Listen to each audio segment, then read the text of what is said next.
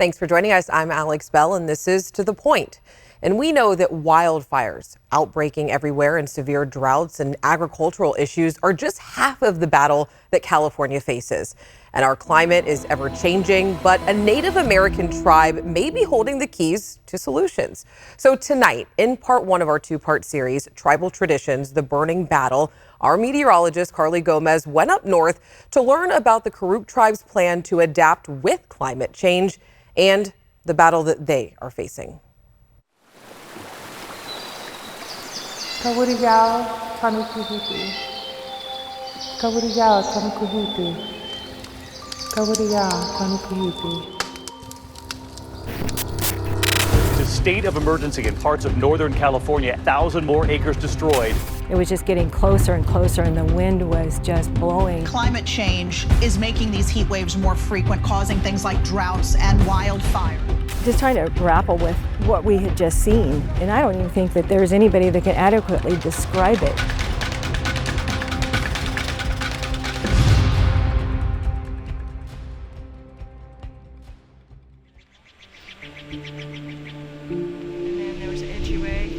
Aaron Hillman narrowly escaped the 2020 Slater fire that killed 2 people near the base camp for the Karuk tribe. I took off in my car and went down to Happy Camp, ran through the store, started grabbing boxes, telling everybody, you know, there's a fire, it's going, you know, we got to get going.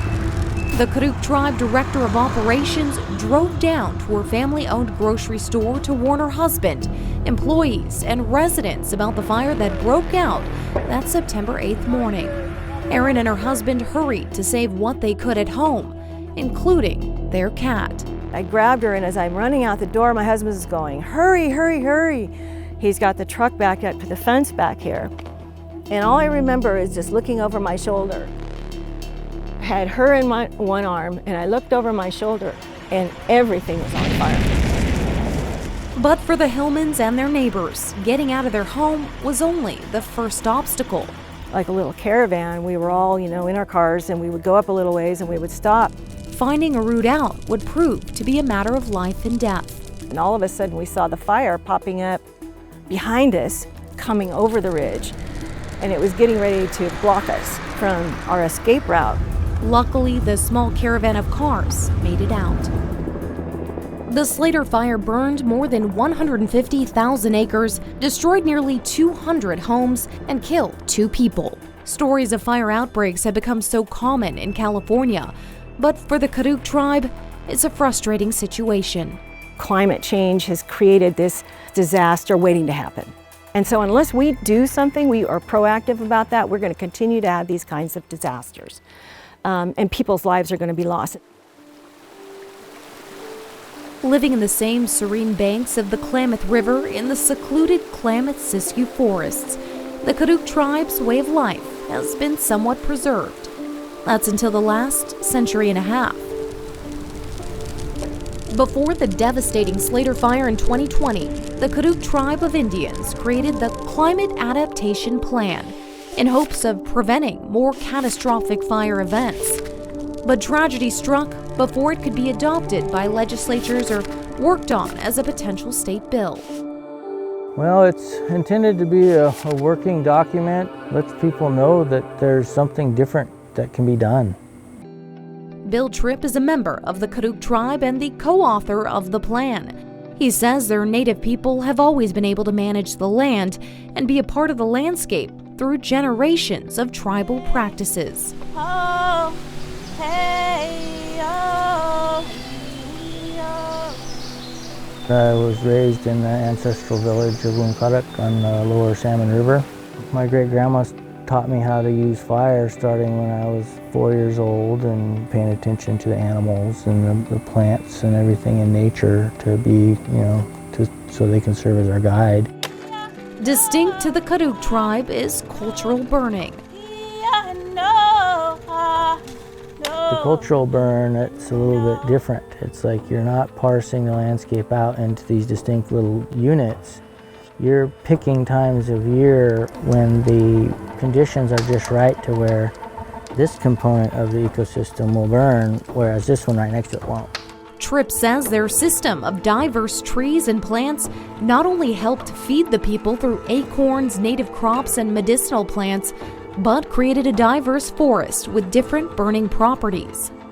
But if you've got pine trees mixed with black oak and white oak and madrone, yeah, you can burn that after 4 days of sun in February. Cultural burning wasn't just a form of ceremonial practice, but a way to keep their grasses, shrubs, and forest floors from becoming big fuel for lightning outbreaks.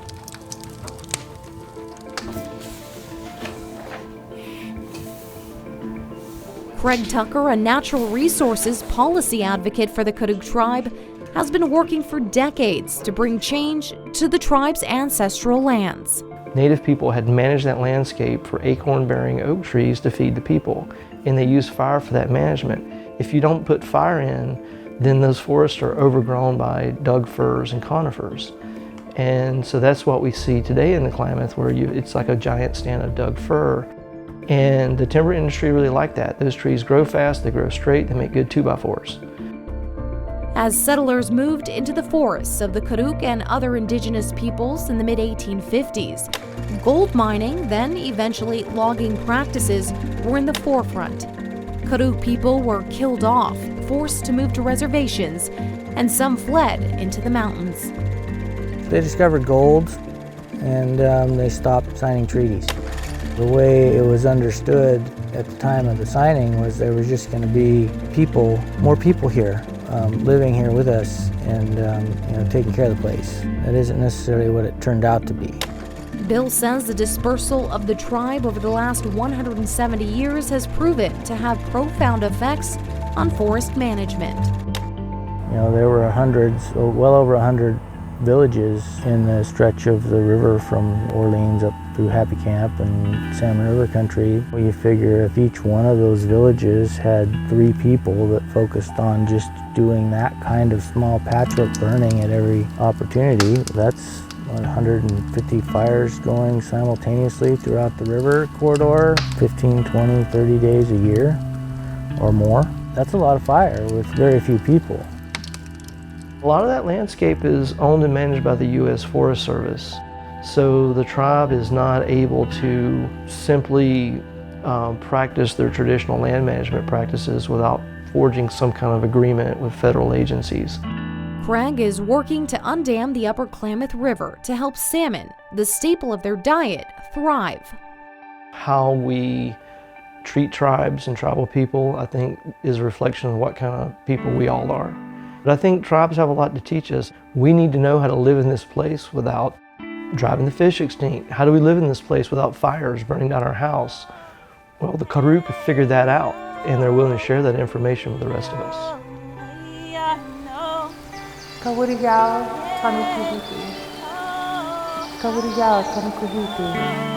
We're doing something good together, all of us.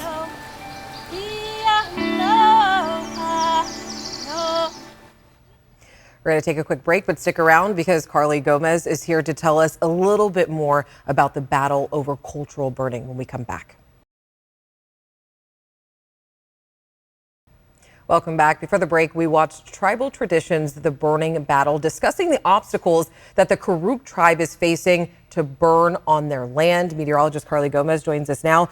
Carly, my first question is, if the tribe doesn't get to decide when to burn, who does make that decision? Ultimately, it comes up to a federal decision. It's the U.S. Forest Service land that gets to decide. It's the U.S. Forest Service, and they work together with CAL FIRE to do these prescribed burns, and it's a planned really assessment on whether or not they can. Now, I want to show you this because there is a zone map here. You can see by the U.S. Forest Service 10 zones. Number 3, earlier in May, there was a burn outbreak, a prescribed burn outbreak that happened in New Mexico. Now, when this happened, the U.S. Forest Service says that's it. Every national forest burn is halted at the moment. That includes number 5, California. And even though the climate conditions over New Mexico are not necessarily the same as California, tribes are saying that we really need to take a closer look at what's happening locally, not just nationally. And what progress has been made for the climate adaptation plan. Is there anything there yet? Yeah, there is. You know, we've been seeing a lot of senators and legislation, bills being pushed forward, even by the U.S. Forest Service and CAL FIRE, to actually get some of this burning happening on the forest floor. So they're saying, yeah, what happened in the past, that was the past. We realize now that the U.S. Forest Service is saying that this land does need to go and needs to be burned, of course, responsibly, but they also do need to learn to trust the tribes. All right. And again, this is just part one of part two. Make sure that you tune in tomorrow at 6:30 for the second part of Tribal Traditions, The Burning Battle. As always, Carly, great to have you. Thank you so much. Thank you so much. All right. After the break, we've got the latest election updates from Sacramento County and a look at California's new historic legislature. And we've got a lot more news coming your way tonight on our ABC 10 Plus app and Roku and Amazon Fire. We'll be right back. The holiday season is upon us, and it's a time for people to gather around the table with family and friends, and we all know, enjoy good food together. But for many, there is no table. There is no food. But Loaves and Fishes in Sacramento brought back a tradition to bring hundreds of people together for their first in-person Thanksgiving meal since 2019. A true testament that hot food and kindness can go a long way. As colder weather grips the capital city, Terrible. Life on the street is hard for people like Omar Duarte. Just beat over here. Blankets help, but hunger is always a concern. Food. That's all I care about right now. I can't find a place to live because there's too much money. Duarte is one of the more than 9,000 people experiencing homelessness in Sacramento County, according to this year's point-in-time count. And while temperatures continue to fall, it's the most beautiful, rewarding moment of our whole year. Today, for the first time since 2019, Sacramento's Loaves and Fishes opened its doors and welcomed people back inside the dining room. It's everything to a lot of the folks that we serve. Turkey, mashed potatoes, stuffing, green bean casserole, yams, and always pie. Always pie. Executive Director Angela Hassel says staff and volunteers have been working hard to prepare for this, feeding hundreds of people like family. I think a lot of the times folks forget about is that people that are homeless don't always have a family, don't always have folks that they share these celebratory moments with. And so we try to do that and give them that opportunity to do that with us here. A warm meal to help those on the street face the cold. And that was our very own Luke Cleary reporting. And this Thanksgiving celebration comes at a time when COVID and flu cases are on the rise. Loaves and Fishes took precautions and all servers wore masks, and people had the option to also sit outside a nearby park if they wanted to. And there's still time to donate to ABC 10's third annual Stand Against Hunger campaign. The need for food is even greater this year as the cost of food continues to rise, and it's impacting just so many people. But because of your generosity, we've already raised enough money to provide more than 500,000 meals. The Stand Against Hunger campaign goes through December 18th. For a list of participating food banks and how you can help, it's very simple. Just text the word hunger to 916-321-3310. We will be featuring some of these food banks right here on To The Point this Thursday. All right, election night was exactly 2 weeks ago, and in Sacramento County, there are still about 89,000 ballots left to count, and counties have until December 8th to submit their official results to the state. Meanwhile, a big local race has just been called. Republican Kevin Kiley is headed to Congress. Kiley is now the projected winner in the race for California's new Congressional District 3. This district includes large parts of Placer, Nevada, and El Dorado counties. With 81% of the vote now in, Kiley leads Democrat Kermit Jones by more than 15,000 votes. And did you know in this election, California elected the most diverse legislative body in state history? More women, people of color, and LGBTQ lawmakers ran and won. Our political reporter Morgan Reiner explains how these victories will shape priorities moving forward. Assemblywoman Cristina Garcia was first elected in 2012.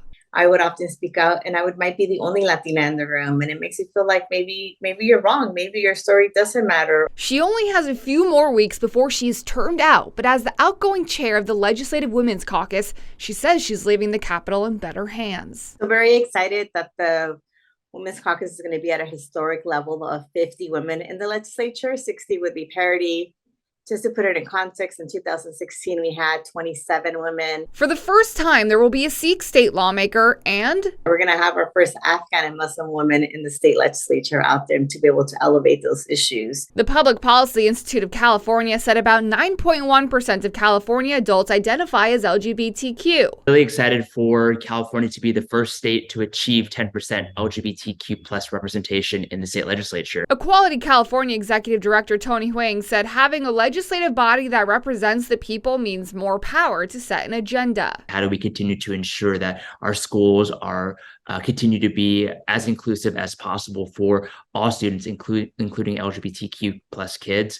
Another one is really continue to support our trans community, particularly, again, in light of the hate and rhetoric that's happening nationally. More than half of the new lawmakers will be women of color. Every issue is a women's issue in the legislature. And so whether we're working to close the pay gap, whether we're working to ensure we have adequate education, childcare slots, we're also leading on housing, on homelessness, on climate change out there. Every policy really is something that affects half the population here in the state.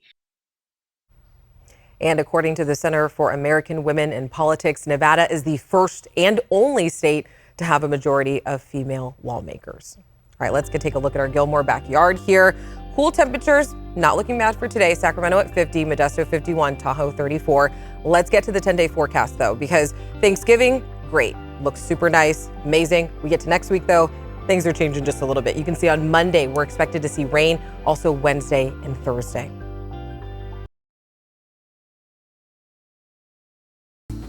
We just got off the phone with the Port of Stockton. There's a threat of a nationwide rail strike just in time for the holidays. And the Port of Stockton says that if there were a strike, it would shut down the whole rail network they rely on. So here's what's happening. One of the largest rail unions in the U.S. rejected a tentative deal today, which paves the way for a strike to begin as early as December 5th. Although 8 of the country's rail unions agreed to new contracts, if just one of those who didn't decides to strike, then all the unions join the picket line. If there were a strike, it might take Congress to end the strike. The Port of Stockton serves the construction and agriculture industries, moving things like lumber, fertilizer, and renewable fuels.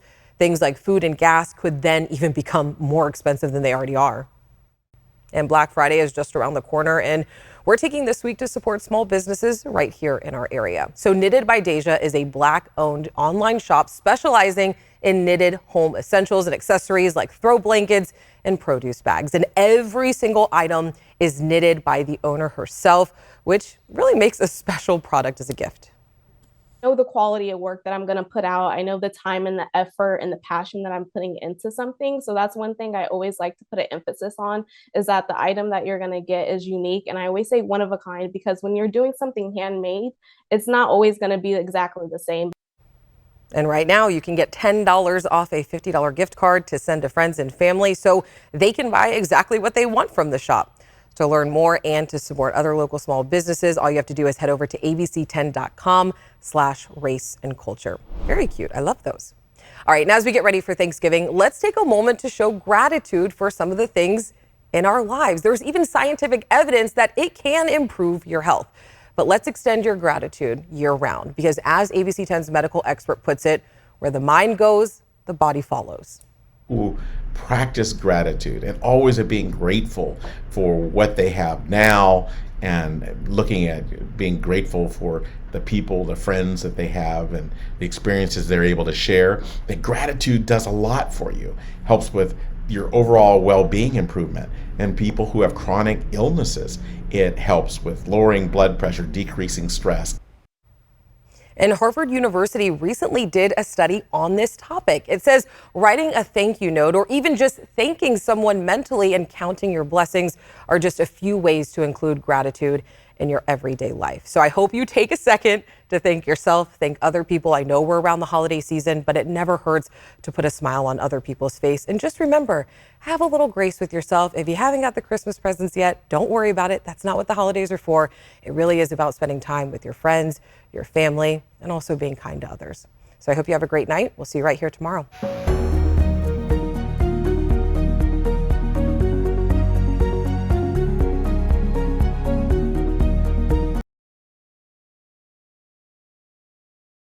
Hey, it's Alex. Just wanted to say thank you so much for watching.